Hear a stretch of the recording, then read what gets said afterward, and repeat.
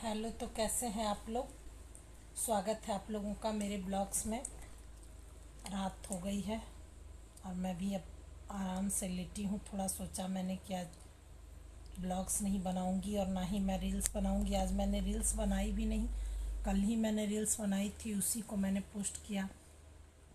कभी कभी मूड नहीं होता कि मैं बनाऊँ, लेकिन जैसे ही मैं सोची कि अब मैं सो जाती हूँ आराम से, तब तक मैंने देखा कि मुझे मैसेज आया मानसी डेली लाइफ से। उन्होंने फिर से मेरे लिए ब्लॉग्स डाला और उन्होंने उसमें एक बड़ी दिलचस्प कहानी सुनाई।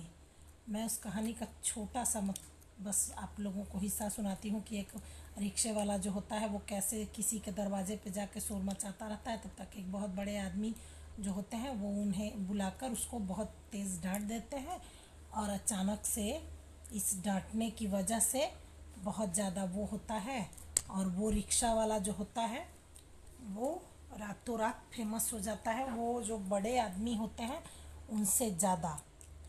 तो मैं इसी बात पे उनसे यही बोलना चाहती हूँ कि ये जो रिक्शे वाला था वो अपनी किस्मत की वजह से फेमस हुआ था, ना कि वो बड़े आदमी की वजह से फेमस हुआ।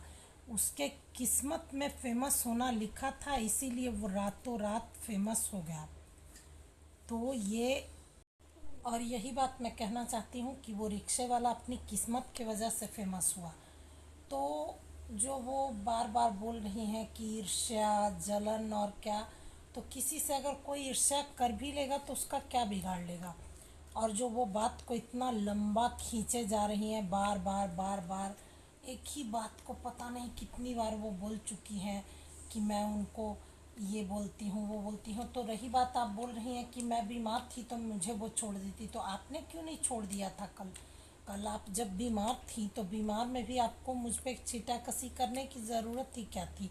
और रही बात कि बड़ी हैं आप, ठीक है, मैं मानती हूँ और मैं रेस्पेक्ट भी करती हूँ। इसका मतलब ये नहीं है कि आप सोशल मीडिया पे आके बिना मतलब का, जिस बात का कोई मतलब ही नहीं उस बात को आप खींचे जा रही हैं खींचे जा रही हैं, और उल्टा बोल रही हैं कि मुझे छोड़ क्यों नहीं दिया। क्यों छोड़ूं भाई। आपने खुद ही बोला कि मुझे जवाब चाहिए, और वो भी आपने खुद कहा कि मुझे सोशल मीडिया पे आके जवाब दो।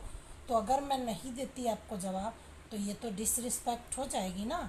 आपने खुद कहा कि मुझे जवाब चाहिए सोशल मीडिया पे तुमसे, तो मैंने जवाब दिया। फिर आप खुद ही बोल रही हैं कि नहीं सो आप वो मुझे छोड़ देती, जवाब नहीं देती। तो आप खुद ही अपने बातों पे सही नहीं है कि आपको करना क्या है। तो फिर मुझसे आप क्या उम्मीद रखती हैं कि मैं क्या करूं आपके लिए।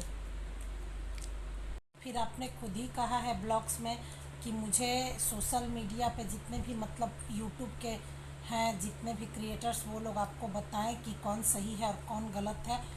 तो मुझे अगर इस वक्त अगर मैं आपको जवाब नहीं दूंगी तो फिर आपकी ही वो हो जाएगी ना। मैं अगर मौन हो जाती हूँ तो आपके लिए तो फिर गलत हो जाएगा। आप अकेली बोलेंगी और मैं आपको कोई रिप्लाई नहीं करूँगी, तो ये तो फिर आपका और डिसरिस्पेक्ट हो जाएगा। और आपने जब खुद कहा कि मुझे जवाब दो और मुझे जवाब चाहिए ही, तो मैंने जवाब दिया।